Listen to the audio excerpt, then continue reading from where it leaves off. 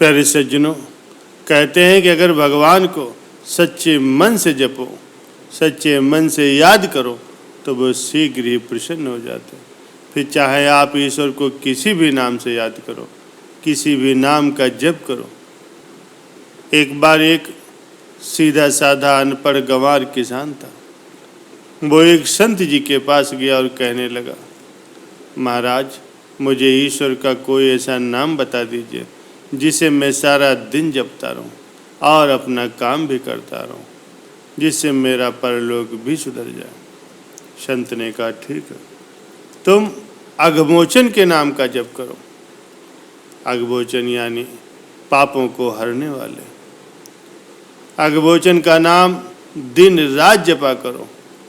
वो सीधा साधा किसान रास्ते में आते जाते समय अघमोचन अघमोचन का नाम ही रटते रहता। लेकिन कुछ दिनों के बाद वो आ को भूल गया और केवल घमोचन घमोचन रटने लगा। अब दिन रात ही वो घमोचन घमोचन रटता रहता। एक दिन भगवान विष्णु भोजन करते हुए मुस्कुरा रहे थे, तो माँ लक्ष्मी ने इसका कारण पूछा। भगवान विष्णु कहने लगे, लक्ष्मी, मेरा एक भक्त मेरा ऐसा नाम रट रहा है जिसका शास्त्रों में कहीं वर्णन नहीं, लेकिन नाम चाहे वो गलत ही ले रहा हो, लेकिन उसका मन मेरी ओर ही लगा हो, उसके मन में मेरी ही छवि है। उसका गलत नाम लेने के कारण ही मेरे मुख पर मुस्कान आ गई। माँ लक्ष्मी कहने लगी, प्रभु, आपको लगता है कि वो आपका सच्चा भक्त है, तो चलो उसकी परीक्षा लेते हैं। विष्णु ने कहा, लक्ष्मी, अगर तुम ऐसी इच्छा रखती हो तो चलो धरती पर चलते हैं। उन दोनों ने साधारण स्त्री पुरुष का रूप धरा और खेत में किसान से मिलने के लिए जा पहुंचे। भगवान विष्णु कहने लगे, हे लक्ष्मी, परीक्षा तुमको लेनी है, इसीलिए तुम ही किसान के पास जाओगे। किसान के खेत के पास कुछ गड्ढे बने हुए थे। तब विष्णु जी कहने लगे कि मैं उन्हीं गड्ढों में जाकर के छिप जाता हूँ, तुम जाकर के उस किसान की परीक्षा ले लो। माँ लक्ष्मी उस किसान के पास गई और बार बार उससे पूछने लगी कि तुम किसका नाम जप रहे हो। वो किसान था तो मुंह फट, लेकिन फिर भी चुप रहा कि ध्यान में किसी भी प्रकार का कोई विघ्न न आए। वो घमोचन घमोचन रटता रहा। लक्ष्मी जी ने भी पूछना बंद नहीं किया। वो लक्ष्मी जी पूछती रही, बताओ तुम किसके नाम का जप कर रहे हो। आखिरकार किसान खींच करके कहने लगा, मैं तेरे पति के नाम का जप कर रहा हूँ।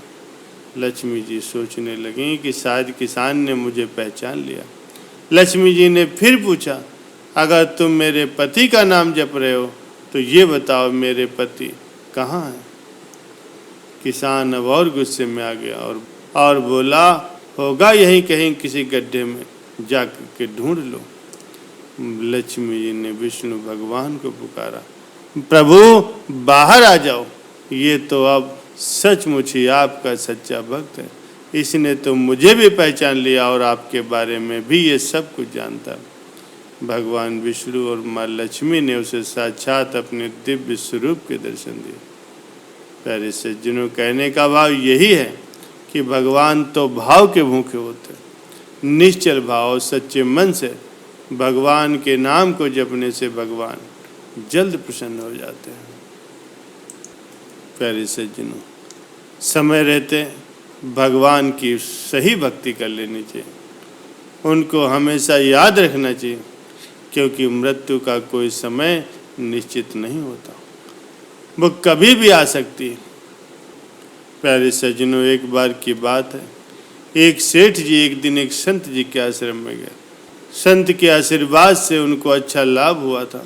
एक दिन वो सेठ कुछ फल जैसे सेब, संतरे, केलों का एक बड़ा सा थैला भर करके संत जी के पास गए और संत जी से उसे स्वीकार करने की प्रार्थना की। संत जी ने उस फल के थैले को एक टोकरे में डाला जिसमें और भी प्रसाद के फल रखे हुए थे। सेठ जी 2 दिन के बाद जब फिर वापस गए तो क्या देखा, टोकरा फलों से भरा हुआ।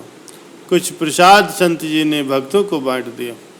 और कुछ भक्त फल और लाए थे, वो भी उसी टोकरे में डाल दिया।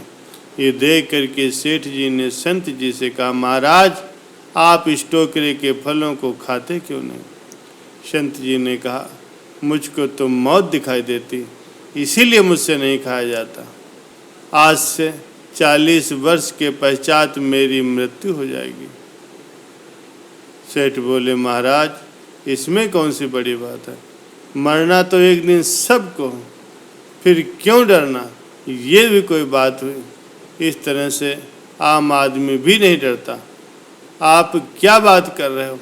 सेठ जी दूसरे दिन जब आए, सेठ जी जब दूसरे दिन आए और फिर से इसी तरह से बातें करने लगे। प्यारे सज्जनों, उस नगरी का राजा भी उसी संत का भक्त था।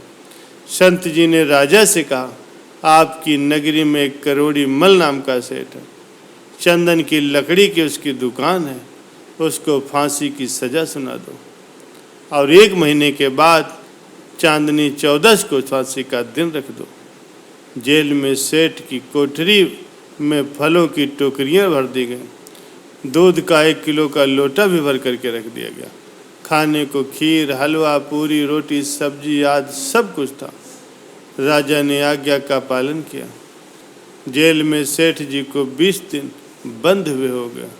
सेठ बहुत निर्बल हो गया था। संत जी जेल में गए और प्रत्येक बंदी से मिले। सेठ जी को देख करके संत ने पूछा, बताओ तुम कहाँ के रहने वाले हो, तुम्हारा नाम क्या है? सेठ बोले, महाराज आपने मुझे पहचाना नहीं, मैं वही करोड़ी मल हूँ, चंदन की दुकान वाला। संत जी बोले, अरे करोड़ी मल, तुम इतने दुर्बल कैसे हो गए, कुछ खाते पीते क्यों नहीं? अरे फलों की टोकरी भी तो यहीं रखी थी और दूध का लोटा भी भरा हुआ है, थाली में हलवा, खीर और पूरी सब्जी। सेठ जी बोले, महाराज मुझे फांसी की सज़ा सुना रखी गई है, मैं कसम खा करके कहता हूँ कि मैं निर्दोष हूँ, बचा लो महाराज, मेरे छोटे छोटे बच्चे हैं। संत जी बोले, भाई मरना तो सभी को है, फिर क्यों डरना, खा पी करके मौज करो। सेठ जी ने सलाखों में से हाथ निकाल करके उनके चरण पकड़ लिए और बोला, महाराज कुछ उपाय कीजिए, अब मुझसे कुछ भी खाया पिया नहीं जाता, चांदनी 14 को मुझे फांसी है।